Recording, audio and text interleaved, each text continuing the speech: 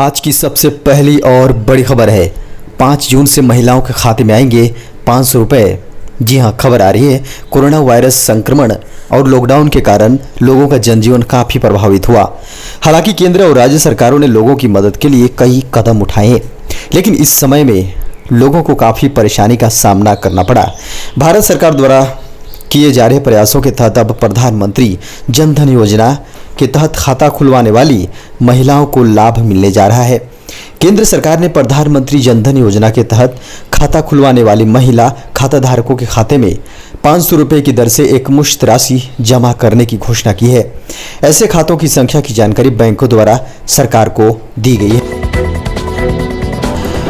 खबर है झारखंड में मिला 250 किलो सोने का भंडार, 7 और स्थानों पर मिले सोने की खान के संकेत। झारखंड के पूर्वी सिंहभूम जिले के भीतरडारी में सोने का भंडार मिला है। जी हां, रिपोर्ट में कहा गया है कि खान में 250 किलो सोने का भंडार है। आपको बता दें कि इससे पहले उत्तर प्रदेश के सोनभद्र जिले में भी 3000 टन सोना मिलने की खबर आई थी, लेकिन जियोलॉजिकल सर्वे ऑफ इंडिया ने खदान में 3000 टन नहीं बल्कि सिर्फ 160 किलो सोना होने का दावा किया है।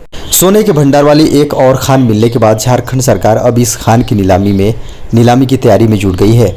मीडिया रिपोर्ट्स के मुताबिक इस खान से राज्य सरकार के खजाने में 120 करोड़ रुपए आने की संभावना है। बता दें कि भीतरडारी में सोने की भंडार का पता लगाने का काम भूतत्ववेत्ता पंकज कुमार सिंह के निर्देशन में चल रहा था।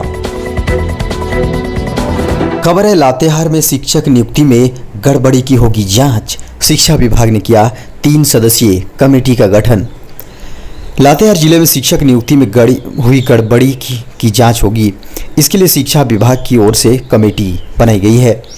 मामले को लेकर कई अभ्यर्थी कोर्ट की शरण में गए थे। इसके बाद स्कूली शिक्षा और साक्षरता विभाग ने इस मामले की जांच करने का निर्णय लिया है। स्कूली शिक्षा व साक्षरता विभाग के विशेष सचिव भीष्म कुमार की अध्यक्षता में 3 सदस्यीय जांच कमेटी गठित की गई है। इसमें प्राथमिक शिक्षा के अवर सचिव अरविंद कुमार सिंह और लातेहार के जिला शिक्षा अधीक्षक को सदस्य के रूप में रखा गया है। इस मामले पर 8 जून को विशेष सचिव के ऑफिस में बैठक होगी। इसमें संबंधित अभ्यर्थियों जिन्होंने कोर्ट में गलत तरीके से नियुक्ति का दावा किया है, उनके दावों की जांच की जाएगी। खबर है प्रवासी मजदूरों से डरने की जरूरत नहीं। घर लौटे 4 लाख श्रमिकों में से मात्र 0.13% ही कोरोना पॉजिटिव। मई महीने में जब प्रवासी मजदूर अपने राज्य वापस लौटना शुरू हुए तो झारखंड में कोरोना संक्रमितों की संख्या बढ़ी। झारखंड में कुल 726 कोरोना संक्रमितों में से 526 प्रवासी मजदूर हैं, यानी कुल केस के 72% से भी अधिक प्रवासी मजदूर हैं। बात अगर आंकड़ों की करें तो झारखंड लौटने के लिए लगभग 7.5 लाख प्रवासी श्रमिकों ने रजिस्ट्रेशन कराया था, जिसमें से लगभग 4 लाख वापस लौट चुके हैं। ऐसे में 4 लाख में से 526 श्रमिकों का कोरोना संक्रमित निकलना कोई डराने वाले आंकड़े नहीं है, क्योंकि प्रतिशत की बात करें तो वापस लौटे प्रवासी मजदूरों में से मात्र 0.13% ही कोरोना पॉजिटिव हैं। खबर है चक्रवाती तूफान निसर्ग ने बदला मौसम का मिजाज, 5 जून तक बरसते रहेंगे बदरा। दोस्तों, खबर आ रही है अरब सागर में बना डिप्रेशन आगे बढ़ रहा है और प्रभावी हो रहा है। यह सिस्टम अब चक्रवाती तूफान में तब्दील हो गया है। राजस्थान के पश्चिमी भागों पर एक चक्रवाती हवाओं का क्षेत्र पहले की तरह ही बना हुआ है। एक टर्फ रेखा पूर्वी उत्तर प्रदेश से लेकर मध्य प्रदेश और छत्तीसगढ़ होते हुए ओडिशा के दक्षिणी तटों तक बनी हुई है, जिसके कारण बीते 24 घंटों के दौरान केरल और दक्षिणी तटीय कर्नाटक के कई हिस्सों में अति बारिश रिकॉर्ड की गई। आंतरिक तमिलनाडु, रायलसीमा और उत्तरी तथा उत्तर पूर्वी राजस्थान के भी कुछ हिस्सों में वर्षा दर्ज की गई। खबर है इन 2 राज्यों में बंद हो गई श्रमिक स्पेशल ट्रेनें। कोरोना वायरस महामारी के बीच विभिन्न राज्यों में फंसे मजदूरों के लिए चलाए जा रहे श्रमिक स्पेशल ट्रेनों की मांग अब लगातार घटने लगी है। इस बीच खबर है कि 2 राज्यों को पहले ही इन ट्रेनों का ऑपरेशन बंद कर चुके हैं, जबकि पूरे भारत में इन ट्रेनों की मांग 90% तक घट गए हैं। दिल्ली सरकार की तरफ से और श्रमिक स्पेशल ट्रेनों की मांग नहीं किए जाने के आलोक में राष्ट्रीय राजधानी से इन ट्रेनों का परिचालन समाप्त कर दिया गया है। दिल्ली से अंतिम ट्रेन 31 मई को चली थी। दिल्ली में फंसे प्रवासी श्रमिकों को उनके गृह राज्य पहुंचाने के लिए रेलवे 1 मई से अब तक 242 ट्रेन चला चुका है। इसी दिन गुजरात श्रम मंत्रालय ने सभी प्रवासी ट्रेनों के संचालन की समाप्ति की घोषणा कर चुका है। खबर है, क्वारंटाइन से बचने के लिए श्रमिक स्पेशल ट्रेन की चेन खींचकर भागे प्रवासी। खबर आ रही है, असम में 61 लोगों को गिरफ्तार कर रेलवे और असम पुलिस ने अलग अलग 2 मामले दर्ज किए हैं। इन प्रवासी मजदूरों पर आरोप है कि इन्होंने क्वारंटाइन से बचने के लिए ट्रेन की आपातकालीन चेन खींच दी थी। ये लोग मुंबई से श्रमिक स्पेशल ट्रेन से लौटे थे।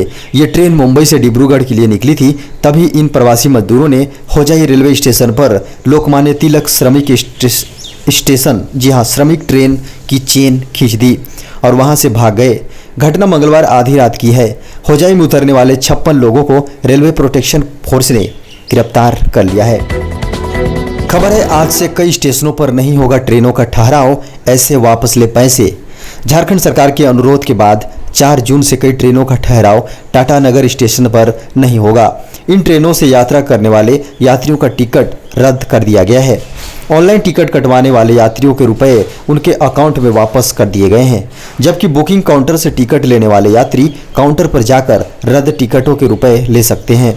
रेलवे ने यात्रियों के मोबाइल फोन पर SMS भेजकर ट्रेनों के रद्द होने की सूचना दे दी है। इसके अलावा कई स्टेशनों पर अन्य ट्रेनों का ठहराव भी स्थगित किया गया है। उधर काफ़ी परिश्रम के बाद जिनका टिकट रद्द हुआ है वे परेशान हैं, उनको फिर से यात्रा की तैयारी करनी होगी। खबर है, झारखंड में बिहार बंगाल की बसों को नो एंट्री, 5 बसों को किया गया जब्त। बिहार व बंगाल में बड़े पैमाने पर बसों से झारखंड आने के लिए टिकट की बुकिंग शुरू हो गई है, जिस पर झारखंड सरकार ने आपत्ति दर्ज कराई है। सरकार ने स्पष्ट कर दिया है कि झारखंड में बसों के संचालन की अनुमति नहीं मिलेगी। झारखंड में अंतर्राज्यीय परिवहन की अनुमति अभी नहीं दी गई है। यहां तक कि प्राइवेट वाहनों को भी झारखंड आने के लिए ई-पास आवश्यक होगा। दूसरी ओर पहले से ही झारखंड के वाहनों को एक जिले से दूसरे जिले में जाने के लिए ई-पास की आवश्यकता होगी। बिहार में इंटर स्टेट बसों के परिचालन की अनुमति के साथ ही झारखंड आने के लिए सैकड़ों की संख्या में बसों की बुकिंग शुरू हो गई। खबर है, 8 जून से देश में खुलेंगे शॉपिंग मॉल्स, लागू होंगे ये नए नियम। अनलॉक 1 के तहत 8 जून से शॉपिंग मॉल्स खोलने की इजाज़त दे दी गई है, लेकिन शॉपिंग मॉल्स में घूमने से लेकर शॉपिंग्स अब पहले जैसी नहीं रहेगी। कोरोना वायरस के मद्देनज़र कई सावधानियां हैं, जिनका ख्याल रखना हर ग्राहक और मॉल में मौजूद रिटेलर के लिए ज़रूरी होगा। मॉल मालिकों का कहना है कि पहले दिन से ही कस्टमर को ये भरोसा दिलाना चाहते हैं कि मॉल्स में खरीदारी करना पूरी तरह सेफ है। कोरोना के बचाव के साथ साथ खरीदारी को भी सुरक्षित कैसे बनाया जाए, इसके लिए बाकायदा एक SOP तैयार किया गया है, जिसके तहत हर ग्राहक और दुकानदार के लिए आरोग्य सेतु ऐप होना जरूरी है। खबर है, अब 2 पहिया पर 2 कार में 4 लोग कर सकते हैं सफर, मास्क पहनना अनिवार्य। बाइक स्कूटर पर अब 2 लोग बैठकर जिले में आ जा सकेंगे। जिले में 2 पहिया वाहन में 2 सवारियों को बैठने की छूट दी गई है, मगर दोनों सवारियों का मास्क पहनना अनिवार्य होगा। वहीं कार में सवार लोगों के लिए सार्वजनिक स्थान पर आते जाते समय मास्क पहनने का नियम है।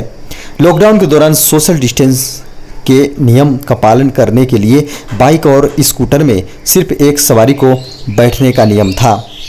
लॉकडाउन में 2 पहिया वाहन में 2 सवारी बैठने पर कई लोगों के चालान भी काटे गए।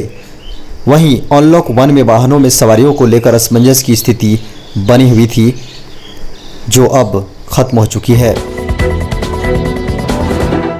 खबर है, बैंक FD या सेविंग अकाउंट पर मिलने वाले ब्याज पर टैक्स छूट के लिए 30 जून तक भरें 15G या 15H फॉर्म।